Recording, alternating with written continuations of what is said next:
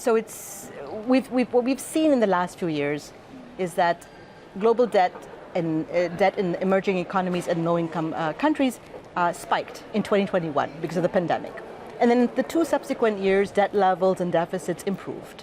But in 2023, we see an uptick again in debt in emerging and developing economies. For instance, in emerging economies, it increased by about 4% to about 70% of GDP, and it's expected to remain high over the medium term. Right? So it's, by historical standards, it's expected to remain high. So what can countries do? Well, first, as a first step, removing crisis-era fiscal support measures that were put in place would be one thing. Right? There is no longer any need to provide those kind of subsidies that were put in place in recent years. So that's one thing. Secondly, there's also room for emerging and developing economies to rationalize government spending, to rationalize large wage bills, to rationalize social spending, to make it much more targeted.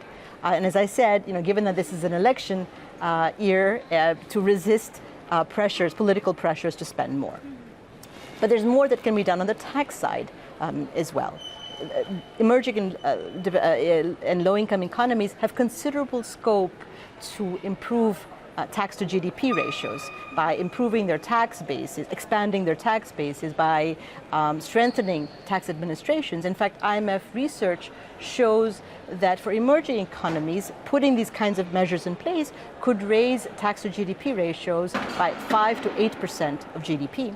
And in low-income countries, it could be 7 to 9%. So there is scope to rationalize public finances through a combination of spending and tax measures.